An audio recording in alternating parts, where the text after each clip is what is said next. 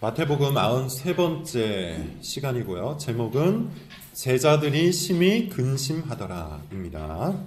어쩌면 지금까지 설교를 들으면서 혼란에 빠진 사람이 있을지도 모릅니다. 어떤 사람은 지금까지 자신이 가지고 있었던 믿음이 송두리째 흔들리는 경험을 할 수도 있어요. 또 어떤 사람은 아예 자기 믿음을 부정해야 하는 상황을 맞이할 수도 있습니다. 만약에 그런 상황을 맞이했다면 마태복음 설교를 제대로 잘 들은 겁니다. 그것이 지금까지 마태복음의 문맥이었고요. 또한 제 설교의 의도였기 때문이에요. 이미 충분히 말했지만 다시 한번 말씀을 드리죠. 마태복음은 유대인을 위한 복음서예요. 마가복음은 당시 로마에서 숨어 지내던 지하교회에게 전해진 복음서입니다. 누가복음은 이방인, 특히 데오빌로라는 총독을 위한 복음서죠. 요한복음은 이미 전해진 새 복음서 마태, 마가, 누가복음을 해석하는 복음서예요. 그리고 마태복음은 다시 한번 말씀드리지만 유대인들을 위한 복음서입니다. 유대인들이 어떤 사람들이었습니까? 이미 1000년이 넘게 하나님을 믿었던 사람들이에요. 이미 1000년이 넘도록 하나님을 알고 믿었던 사람들이 유대인인데 그 유대인들을 위한 복음서가 바로 마태복음이라는 겁니다. 그들은 하나님께서 전해주신 특별 계시를 가지고 있었던 사람들이죠. 율법을 가지고 있었어요. 제사도 드리고 있었죠. 성전도 있었습니다. 어떤 의미에서 그들은 하나님을 믿는 사람들이에요. 특히 예수님 당시에 유대인들이 가지고 있었던 믿음은 대개 바리새인의 교훈에 의존하고 있었습니다. 바리새인은 훌륭한 유대인이었습니다. 율법학자여 교사였어요. 사두개인들과는 달리 율법에 아주 충실했던 인물들입니다. 종교활동에 열심히 했어요. 그들은 그것이 하나님을 잘 믿는 것이라고 생각을 했고 또 사람들에게 가르쳤습니다. 그래서 그들은 율법을 613개로 체계하였고 그것을 다시 2134개로 세분화시켰다고 했죠. 사람들에게 아주 무거운 짐을 지운 겁니다. 예수님 당시의 사람들은 하나님을 믿는 것은 자기들의 행위로서 하나님을 만족시키는 것이라고 생각을 했어요. 하나님을 믿는 것은 나의 행위로 하나님을 만족시키는 것이다. 그것은 구체적으로 종교에 열심을 내는 것이다. 이렇게 생각을 했습니다. 그것을 믿음이라고 생각했다는 거예요. 그런데 마태복음의 저자, 유대인들을 위한 복음서를 기록한 마태는 그런 유대인들에게 그리스도의 복음이라는 새로운 폭탄을 던진 거예요. 그리스도의 복음은 지금까지 유대인들이 믿어왔던 믿음을 전부 거짓으로 몰아붙였어요. 위선이라고 정죄했습니다. 이것은 충격적인 일이었어요. 특히 바리새인들이 충격을 받았습니다. 그리스도의 복음을 있는 그대로 받아들이기 위해서는 지금까지 자신들이 가르쳐왔던 모든 교훈, 지금까지 자신들이 살아왔던 믿음의 모든 삶을 거부해야만 했어요. 결국 그들은 선택을 해야 했습니다. 지금까지의 삶을 모두 부인하고 그리스도의 복음을 받아들이든지 아니면 지금까지의 삶을 그대로 인정하면서 그리스도의 복음을 거부하든지 둘 중 하나였어요. 무엇보다 이 선택은 바리새인의 교훈에 길들여진 대다수의 유대인들에게 필요한 것이었죠. 그들은 무리였습니다. 예수님의 말씀도 좋고 바리새인의 교훈도 편했어요. 예수님의 말씀은 권위가 있었고 신선했어요. 반면에 바리새인의 교훈은 어떠했습니까? 지금까지의 삶을 그대로 살아갈 수 있도록 해주었어요. 그래서 할 수만 있다면 이 두 가지의 양다리를 걸치고 적당하게 살아가는 것이 대다수 유대인들의 선택이었습니다. 하지만 이것은 예수님이 원하는 것이 아니었죠. 지금까지 제가 한 말을 극단적이라고 생각하는 사람도 있을 거예요. 기독교 신앙이 그렇게 극단적이란 말인가? 어떻게 지금까지 내가 붙들고 살아왔던 가치관을 버리고 지금까지 내가 살아왔던 삶을 거부하는 것이 기독교 신앙이란 말인가? 그런데 여러분의 생각 말고 마태복음의 이야기를 다시 한번 생각을 해보세요. 산상수훈을 한번 생각해 보시죠. 산상수훈의 교훈이 적당하던가요? 마음으로도 죄를 짓지 말라는 말씀, 원수까지도 사랑하라는 그 말씀이 적당한 말씀입니까? 천국 비유들은 어떠합니까? 밭에 감추인 보화 비유는 이 보화를 얻기 위해 모든 것을 포기해야 한다는 뜻이 아니었던가요? 진주 장사 비유도 역시 이 진주를 위해 자기 재산을 전부 팔아치울 수 있어야 한다는 교훈이었어요. 무엇보다 예수님이 제자도를 이렇게 설명하시는데요. 같이 한번 다시 읽어봅시다. 마태복음 16장 24절이에요. 16장 24절 예수님께서 이렇게 말씀하십니다. 자, 시작. 이에 예수께서 제자들에게 이르시되 누구든지 나를 따라오려거든 자기를 부인하고 자기 십자가를 지고 나를 따를 것입니다. 자기를 부인해야 한다고 말씀하시죠. 자기를 부인해야 한다는 말은 참 듣기 싫은 곤혹스러운 말이에요. 지금까지 나를 나되게 만들어 주었던 모든 것을 포기하라는 뜻이에요. 나를 나되게 만들어 주었던 것 뭐가 있습니까? 내 자존심을 유지시켜주고 내 정체성을 확립시켜주고 내 기쁨과 내 즐거움이 되었던 것 뭐가 있습니까? 여러분들의 개인적인 기질일 수 있어요. 취미와 취향일 수 있습니다. 여러분의 경력일 수도 있겠죠. 돈일 수도 있고 평판일 수도 있고 지금 현재 여러분의 위치일 수도 있어요. 그것이 무엇이든 지금까지 나를 나되게 만들어 주었던 것을 포기해야만 새로운 나, 거듭난 나 자신이 될 수 있다는 거예요. 제자가 될 수 있다는 겁니다. 신자가 될 수 있다는 겁니다. 마찬가지로 이 말이 극단적으로 여겨집니까? 다음 성경 말씀을 읽고도 그런 생각이 들 수 있을까요? 한번 찾아봅시다. 빌립보서 3장 7절 8절입니다. 시작. 그러나 무엇이든지 내게 유익하던 것을 내가 그리스도를 위하여 다 해로 여길 뿐더러 또한 모든 것을 해로 여기면 내 주 예수를 아는 지식이 가장 무상하기 때문이다. 내가 그를 위하여 모든 것을 잃어버리고 배설물로 여기는 그리스도를 얻고 그 안에서 발견되려 함이니. 바울은 자신이 육체를 신뢰할 만한 자라고 합니다. 다시 말해서 스펙이 화려했다는 뜻이에요. 4절 이하를 보면 지금까지 자신을 자신되게 만들었던 것을 쭉 나열하고 있어요. 바울의 자존감을 형성하고 정체성을 만들어주고 자부심과 기쁨이 되었던 경력들, 프로필들이에요. 그런데 그리스도를 위해 그 모든 것을 어떻게 한답니까? 버렸답니다. 버리는 정도가 아니에요. 그것이 나에게 해가 된다고 생각을 했어요. 배설물로 여기겠다고 해요. 이유가 딱 한 가지죠. 그 모든 것을 부인해야만 그리스도를 얻고 그리스도 안에서 자기 자신이 발견되기 때문이에요. 그리스도 안에서 얻게 되는 새로운 정체성, 그리스도 안에서 얻게 되는 새로운 나 자신, 나의 나됨이 너무나도 귀하기 때문에 기꺼이 버릴 수 있다는 겁니다. 우리는 이것을 바울의 고백만으로 여겨서는 안 됩니다. 모든 그리스도인들은 이래야 마땅한 거예요. 더 정확히 말하면 역사 속에 존재했던 참된 성도는 누구든지 이와 같았어요. 초대교회 성도들부터 한번 생각해 볼까요? 도대체 그들은 왜 목숨까지 버리면서 신앙을 지킨 것이죠? 도대체 그들은 왜 카타콤이라는 지하 도시까지 만들면서 자기 자녀까지 그 도시에서 살게 하면서 예수님을 믿은 걸까요? 종교개혁 당시 영국과 네덜란드 등지에서 순교했던 믿음의 선배들은 도대체 왜 자기의 모든 것을 잃으면서까지 그 신앙을 지키려고 한 걸까요? 신사참배 앞에서 자기 신앙을 지킨 우리 조상들은 어떻습니까? 도대체 왜 그렇게 한 것이죠? 자기들이 얻은 바가 너무나도 귀하기 때문이에요. 지금까지 나를 나되게 해주었던 것, 심지어 나의 목숨까지도 부인할 수 있을 만큼 그리스도인이라는 정체성이 너무나도 귀했기 때문이에요. 마태는 그리스도의 복음을 전하면서 그것을 충분하게 말하고 있어요.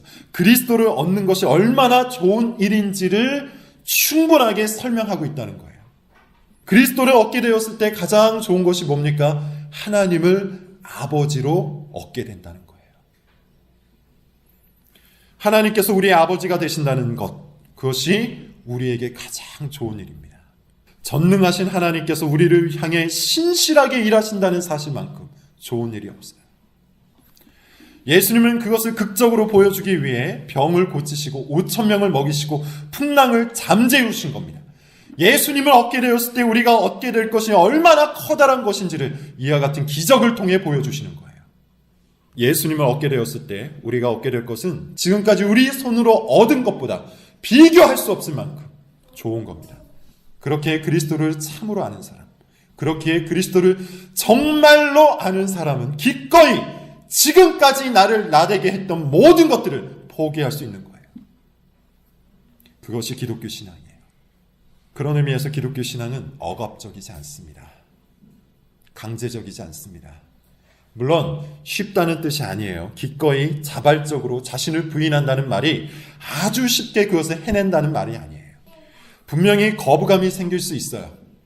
처음 들었을 때 거부감이 생기고 고민이 생기고 내 안에서 치열한 전쟁이 벌어질 수밖에 없어요. 그러나 참된 신앙을 가지고 있는 성도는 끝내 자발적으로 자기를 부인하고야 만다는 것이죠. 자기 스스로 그리스도를 택하는 삶을 살게 된다는 겁니다. 그것을 원하게 되고 그것을 더 강력하게 욕망하게 된다는 거예요. 아직도 많은 사람들이 오해를 합니다. 기독교적인 삶이 싫은 것을 억지로 하는 것이라고 착각을 해요. 예를 들어 우리는 십계명을 그리스도인이 살아가야 하는 도덕법으로 믿고 있습니다. 그것은 당연히 우리 시대에 맞게 재해석해서 적용해야 하는데 지난 몇 달 동안 남녀 성도 모임에서 그 작업을 해냈죠. 그런데 남성도 모임에도 참여해보고 여성도 모임에도 참여하면서 느낀 것인데 종종 토론이 길을 잃고 헤맬 때가 있어요. 어느 순간 십계명 적용을 단순히 기독교적인 삶의 규칙 정도로 여기는 경우가 생긴다는 거예요. 그럴 때면 십계명 적용이 우리 삶을 얽매는 율법이 되어버립니다. 그러나 이것은 우리의 큰 착각이요 실수예요. 십계명 적용은 하나님을 기쁘게 해드리기 위한 삶의 규칙이 아닙니다. 기독교인다운 모습으로 살아가기 위한 체크리스트도 아닙니다. 십계명 적용은 우리를 구원하신 하나님을 내 마음을 다해 사랑함으로 그분께 즐거이 기꺼이 순종하기 위한 우리의 자발적인 몸부림이에요. 삶의 모든 순간을 하나님의 말씀대로 살고자 하는 욕망, 그것을 가진 사람들이 십계명을 놓고 이 시대에 적용하기 위해 애쓰는 것, 그것이 십계명 적용이에요. 그런 의미에서 십계명을 율법적으로 이해하거나 율법적으로 받아들인 사람은 하나님을 향한 즐거운 마음이 나에게 있는지 먼저 살펴봐야 돼요. 하나님을 향한 즐거운 마음을 가지고 있는 사람은 하나님의 말씀을 향한 즐거운 마음이 있을 수밖에 없기 때문이에요.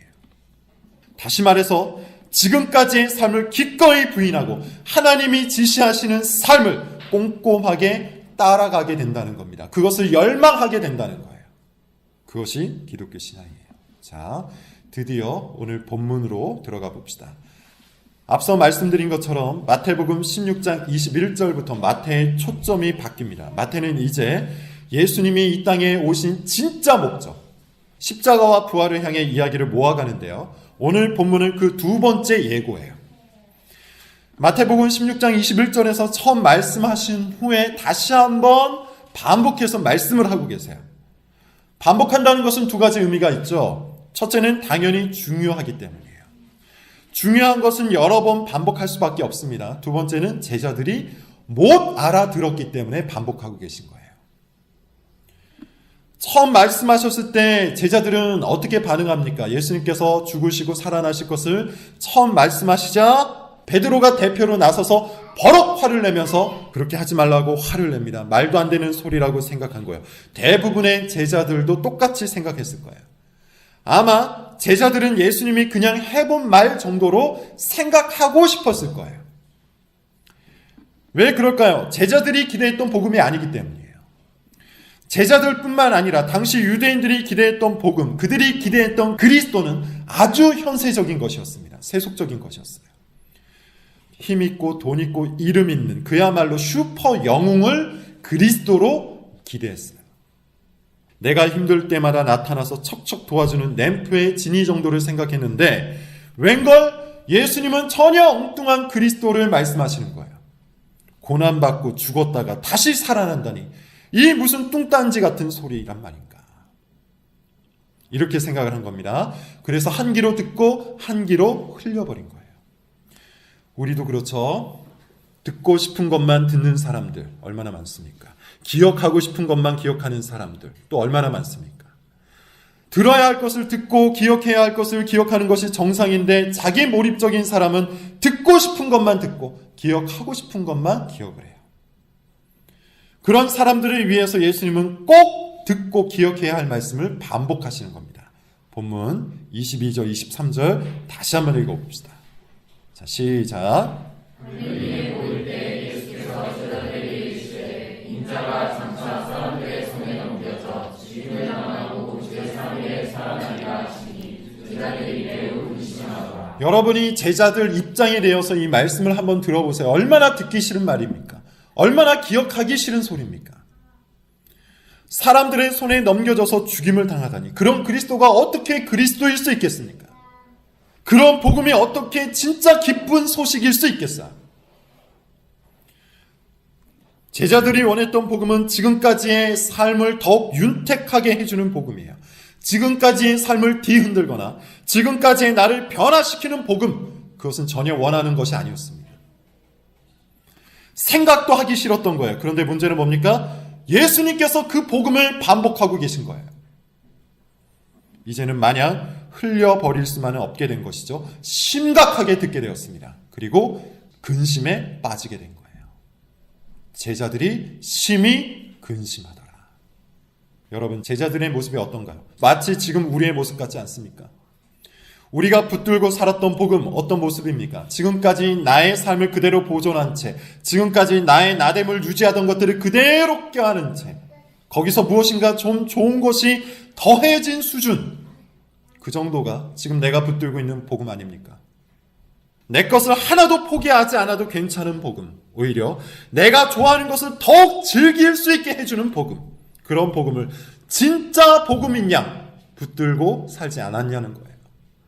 여러분이 믿어왔던 믿음 또 어떤 모습입니까? 하나님의 말씀으로 나를 끌고 들어가는 믿음입니까? 아니면 나의 기질, 나의 취향, 나의 신념을 그대로 유지시켜주는 믿음입니까? 그런 의미에서 앞서 이렇게 말한 겁니다. 만약에 여러분들이 설교를 정말로 제대로 잘 들었다면 여러분들은 지금 이 시점에서 근심에 빠져야 정상입니다. 좀 더 긍정적으로 말해주면 지금 이 시점에 근심을 하는 사람만이 연약한 믿음을 가지고 있는 제자인 거예요. 반면에 지금 이 시점에도 여전히 아무런 생각도 없이 듣고 싶은 것만 듣고 기억하고 싶은 것만 기억하고 있다면 그 사람은 완고한 고집쟁이일 겁니다. 고집쟁이는 듣지도 않을 뿐더러 듣고 분노만 할 거예요. 듣고 이 자리에서는 심한 거부감만 가지고 집에 가서는 깡그리 잊어버릴 거예요.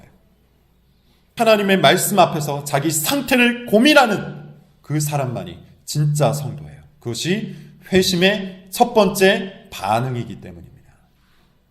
지금까지 제가 한 설교와 아주 잘 맞는 회심 이야기 하나가 있어서 소개를 할까 합니다.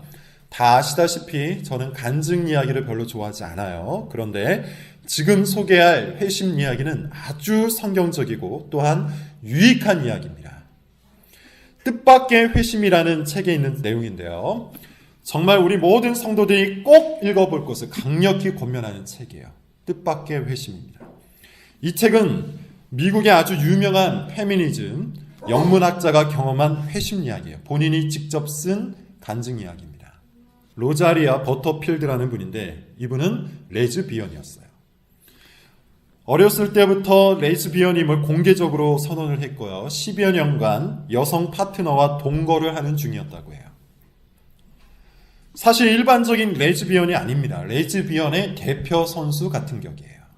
LGBT 퍼레이드, 그러니까 동성애자 축제 같은 곳에서 항상 대표 연설을 했고요. 대학에서는 페미니즘과 동성애 강의를 맡아서 가르치기도 했어요. 사회적으로도 상당히 성공을 했는데요. 36살에 시라큐스 대학교의 종신 교수가 됩니다. 자기 자신도 놀랄 만큼 아주 큰 성공을 거두었다고 해요. 이분은 자기가 레즈비언이 된 이유를 간단히 설명을 하는데 그 정체성이, 레즈비언이라는 정체성이 자신을 가장 편안하게 만들고 안전한 기분이 들도록 하기 때문이라고 해요. 레즈비언 공동체를 갔을 때 얻게 되는 위로와 평안도 한 몫을 했다고 합니다. 그러던 중에 이분이 연구 하나를 시작을 해요. 도대체 저 멍청한 기독교 우파들은 무슨 생각을 하고 사는 걸까? 이게 궁금해진 겁니다. 그러다가 우연히 한 목사님을 만나요. 그리고 그 목사님과 함께 2년 동안 성경을 탐구합니다. 그리고 그분의 심령 속에 어떠한 일이 벌어지기 시작해요.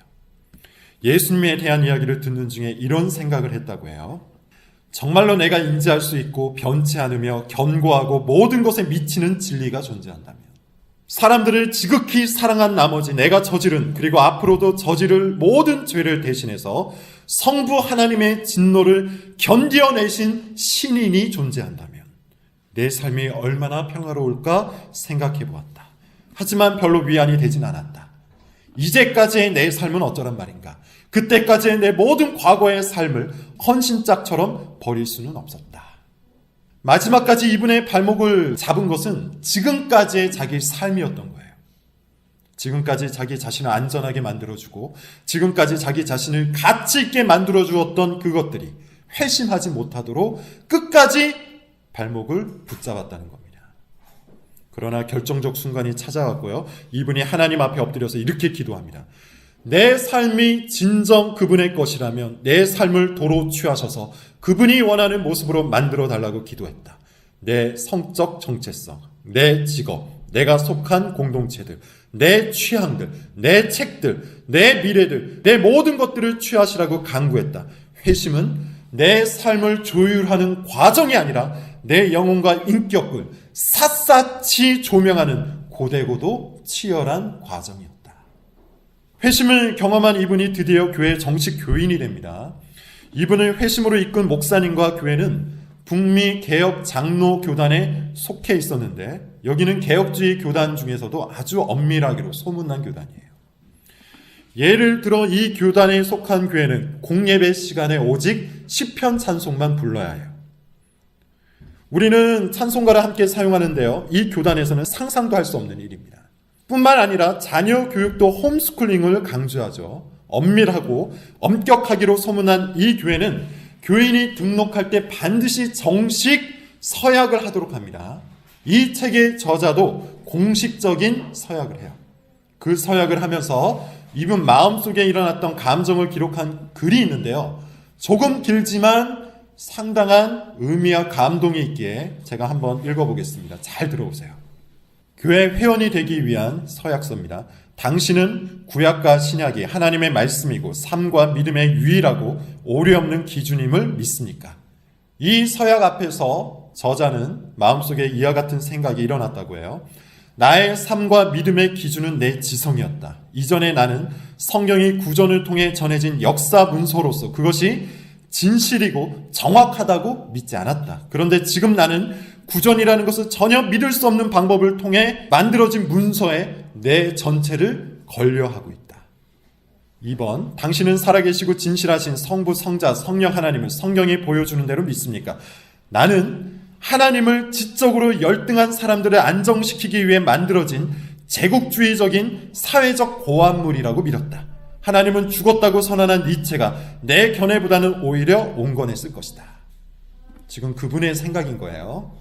3번째, 당신은 당신의 죄를 회개합니까? 하나님께 죄를 지은 자로서 죄책감과 무력감을 고백합니까? 하나님의 아들이신 예수 그리스도를 당신의 주님이자 구세주로 선언합니까? 그를 섬기는 데 당신이 일생을 바치겠습니까? 죄를 멀리하고 그분의 가르침과 모범을 따르는 삶을 살기로 서약합니까? 그분의 생각입니다. 회개, 죄책감, 무력감, 이런 말들은 이전에 내 인격과 삶에서는 꿈도 꿀 수 없는 단어들이었다. 내가 누구던가 게이 프라이드 행진에서 모여든 동성애자들에게 연설을 하던 사람이 아니었던가. 예수 그리스도를 내 구세주 주님으로 선포하라고 예수라는 이름을 나는 증오했었다. 그것도 아주 심각하게. 내가 유일하게 그 이름을 입에 올릴 때는 누군가에게 욕을 할 때뿐이었다. 4번째, 당신은 이 교회를 성경에 기록되고 북미 개혁 장로교회의 헌법에 명시된 대로의 교회로 인정하고 주 안에서 교회의 가르침과 치리에 복종할 것을 약속합니까? 나 자신을 교회 장로들에게 복종시키라고? 나를 박사학위도 없는 한 무리의 남자들에게 복종시키라는 거야? 내가 정신이 나간 걸까? 지금 내가 무엇을 하고 있는 것이지? 5번째, 크리스천으로서의 삶의 성장에 있도록 당신은 부지런히 성경을 읽고 은밀한 중에 기도하며 주의를 지키고 예배에 규칙적으로 참여하고 정해진 성찬식에 참여하며 하나님이 당신에게 복 주시는 대로 주의 일을 위하여 당신을 드리기로 약속합니까? 내 모든 시간을 주를 위해 드린다면 나는 나만의 영역을 어떻게 구축하지? 전문직에 종사하는 사람으로 주일에 일을 하지 않고 쉬는 것이 가능할까? 여섯 번째, 당신은 삶의 모든 관계들에서 하나님의 의와 나라를 먼저 구하고 예수 그리스도의 진정한 종으로서 당신의 모든 의무를 충성되이 감당하며 사람들을 주 앞으로 인도할 것을 약속합니까? 나는 언제나 나 자신의 즐거움을 추구해왔고 사람들을 내게로 이끌려 있었다. 마지막 일곱 번째, 당신은 마지막 심판의 날의 기쁨으로 증언하기를 원하는 것처럼 당신의 이런 삶의 목적과 믿음을 주님 앞에 겸손히 그의 도움을 구하며 선언하겠습니까? 이전에 나는 내 생의 마지막이라든지 마지막 심판의 날 같은 것을 생각하고 싶지 않았다. 마치 내가 그런 사실을 믿기라도 하면 그런 일이 일어날까 두려웠다. 자기 심령 속에 일어나는 심각한 갈등 끝에 마침내 이분은 모든 서약을 합니다. 그리고 삶의 대전환이 일어나기 시작하죠. 이분은 원래 계획되어 있었던 연설을 하기로 마음먹는데 처음 이 계획을 받았을 때는 레즈비언이었지만 연설을 할 때는 그리스도인이 되었어요. 그리고 이 연설, 대학교에서 했던 이 연설을 통해 자신이 그리스도인이 되었다는 것을 공개적으로 선언합니다. 당연히 난리가 났죠. 모든 것을 잃습니다. 그리스도를 믿기 이전의 모든 삶을 잃어버려요. 친구들이 떠나갑니다. 동료 교수들이 격려를 합니다. 어찌어찌해서 시라큐스 대학도 떠나게 돼요. 시라큐스 대학을 떠나면서 이렇게 말합니다. 내 회심을 한마디로 말하자면 이런 고백이 될 것이다. 나는 개 한 마리만 제외하면 모든 것을 잃었다. 이후 이분은 결혼을 하고요. 자녀들이 입양합니다. 그리고 모든 경력을 포기하고 한 가정의 아내와 엄마가 되기를 기꺼이 선택해요. 정말로 놀라운 변화가 일어난 거예요. 이 세상이 사랑하는 문화의 정점에 있던 사람이 이제는 그리스도의 교회 안에 완벽히 속해버린 겁니다. 꼭 한번 읽어보세요. 이것이 회심이에요. 오늘 제가 다 말하지 못한 수많은 고민, 갈등, 충돌, 침체 등의 이야기가 이 책 안에 있습니다. 여러분, 이분의 회심 이야기는 한편으로는 독특하고 한편으로는 평범해요. 독특한 것은 이분의 정체성과 경력이죠. 누구나 동성애자는 아니고 누구나 종신교수는 아니에요. 이분의 정체성과 경력으로 인해 이분의 회심 이야기가 더 극적으로 들릴 수 있어요. 그러나 사실 이분이 경험한 회심의 과정은 평범한 거예요. 평범하다는 말은 참된 회심자는 누구나 이런 과정을 겪게 된다는 겁니다. 지금까지 자기 삶을 기꺼이 부인하는 과정이 있어야 한다는 거예요.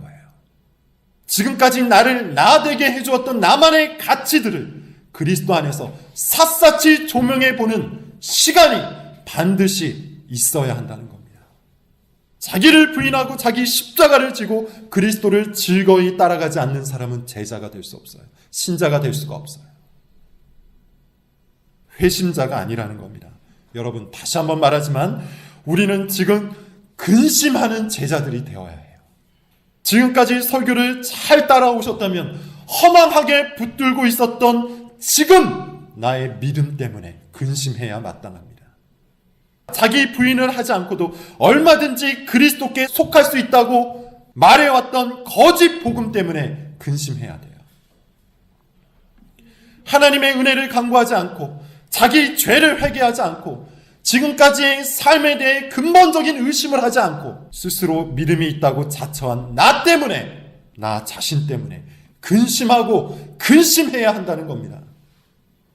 믿음으로 근심하는 자는 복이 있기 때문이에요.